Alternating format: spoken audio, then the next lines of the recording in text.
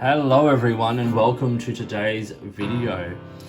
Today reviewing an ink I've been wanting to review for ages and just haven't got around to. So many other things to review. So I thought, why not jump in? The ink today is Monaco Red. This is a Diamine ink from their sort of standard line of inks, and I think it is simply a smashing ink. It's got a really lovely red-brown sort of terracotta quality. And it's a pretty sort of well-performing ink, nice shading, and just a beautiful, beautiful color. So let's have a look at it. So personally, I have this ink in the 30ml bottle, although I am not far off buying this in the 80. I have gone through samples of it. I also have it in cartridge form, which I find very convenient. It is just a lovely ink. The 30ml bottle is not the most convenient bottle. I do prefer the 80ml bottle from Diamine. I think that's a great bottle, nice sort of solid glass one. This is what I have this in. Let's have a look at it on paper. So let's start with it on Tomoe River paper. This is 68 GSM Tomoe River.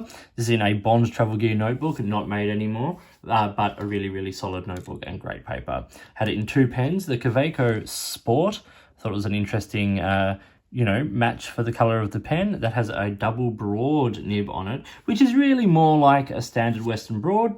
And then I had it in a TWSBI Eco with an extra fine nib, just to give you a good example of how it writes across the board. These 5 points. Firstly, it has super interesting shading, because the shading is actually, for me, the light shading is actually the color that I really enjoy the most. It's almost like a red chalky sort of color. The next point is that it is a subtle red. So the red in this is not super pronounced, but it is, I think, personally, on the red spectrum. It's that sort of red, orange, brown sort of combination I find really, really interesting. Third point is that it has excellent performance. Across different kinds of paper, it actually performs better than a lot of other inks, even other Diamine inks. Fourth point is that it's a good long-term use. Now, a lot of these red-browns, some of the Diamines, think of things like Ancient Copper and Oxblood, they tend to like crud up in the nib and things like that. This one doesn't seem to do that quite as much, which is really nice. So over the longer-term use of this ink, you're going to have to do less maintenance with it. It does clean well and all of those sorts of things. And then the final point I put here is price and availability. Diamine are really well priced and they are available everywhere. There's a number of online retailers who stock such a great range of these inks. Retailers in the UK, such as Colt Pens, in the US, like Goulet, and in Australia here, such as Pulp Addiction, all really good retailers of these amazing Diamine inks. So let's talk about the performance. Okay, so while in some pens this may be a little light for professional use, it makes a really nice change from the standard reds. And so what I mean by that is, if you're having to do headers or underlining things and you want a red that is clearly different from the blues and blacks that you would use in everyday sort of writing, if you're looking for an ink that's a little bit different, this might be a really nice choice. It's not one of those fluoro reds or oranges that really sort of stand out, but it's going to pop enough on the page to be visible. I've said a good solid performer. You'll see that on the papers I show it on. It cleans well and handles lower end paper okay. Extras, nice shader, really nice shader. There's no shimmer and no visible sheen, although I did notice like just a couple of flicks of sheen over here, which I have found unusual in this ink, and certainly I've not seen that in any writing. I don't think this can be considered a water-resistant ink. I've used this for water art and moved it around, and it does move a lot. It's because it's not a super saturated ink. It is a lighter saturation. It does just kind of disappear. And that's kind of visible in the chromatography there. You do get that pinky mauve sort of color left behind, and then lots of pinks and some red traveling through to the top. Here it is on Rhodia. You see the swatch, the shading looks really great. Some lovely dark shading and some beautiful lighter shading. In the 2 pens, I think it fares fairly well in both. The shading, once again, in the extra fine nib there is quite nice. And some of the depth of color there in the double broad is pretty like, yeah, very, very nice.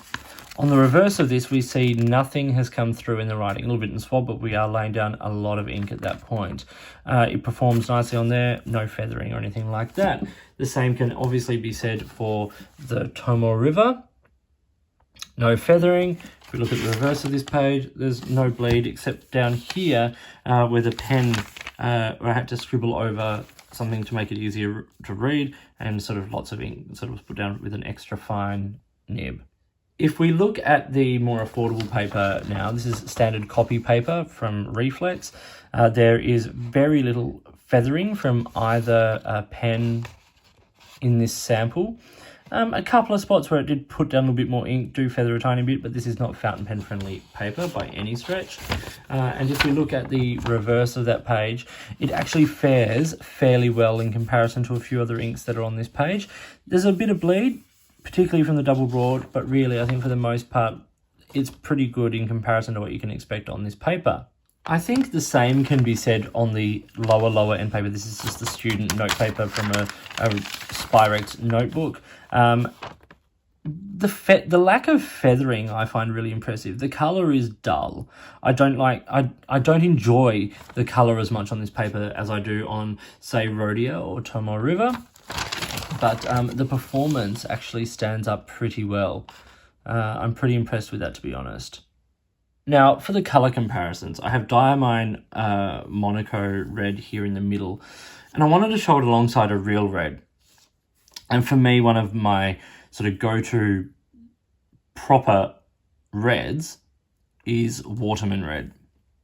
And that's a real poppy red. And in comparison to the Monaco Red, it almost looks like it's got some pink in it.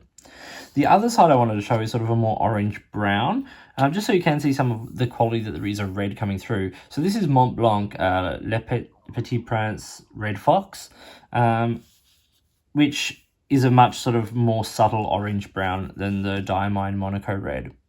Now it's time for the pricing. Pricing across the UK, the US, and Australia. The UK price is taken from Colt Pens, and so the 30ml bottle, which is, as I said, what I have it in here, retails for £2.35. The 80ml bottle for £5.90, and the box of 6 cartridges for about £1.54. So very, very reasonably priced, even with conversion into other currencies. In the US, the 30ml bottle is $7.50 and the 80ml bottle is $14.95. And in Australia, $8.95 for the 30ml bottle and $19.95 for the 80. So, you know, very, very reasonably priced. The 80ml bottle is less expensive than a couple of my favorite brands of other ink, which are that price for more than that for 50 mils. So it's very well priced. Score, 4.5 out of 5. Good performance, good availability, affordable, nice color. A little lack of water resistance would be just about bring it up to almost a perfect ink. I love this ink, and I think from Diamine, this is my favorite red-brown ink. I put it in the red-brown category, not in the red. I don't think it's intended to be a red. It's got lots of nice brown in it, and I really, really enjoy that. So that was Diamine Monaco Red, just a beautiful ink, a great one for your collection if you're looking for something that is not a bright, vibrant red, not a brown, something, you know, unique and interesting in between. I hope you found this video interesting and useful. If you did, give it a thumbs up and subscribe to the channel. Hit the notifications button if you want to stay up to date with the videos that I produce. Please feel free to get in touch using any of the platforms listed below. You can find me on Instagram or Twitter at @the_offstage_me, or you can contact me on any of my videos here or drop me an email, which is listed down below. If you've got products you think I should be looking at, or a way you'd like to support the channel by sponsoring a review or providing an item for review, I would love to hear from you. In the meantime, enjoy your inks, enjoy writing, and I'll talk to you soon.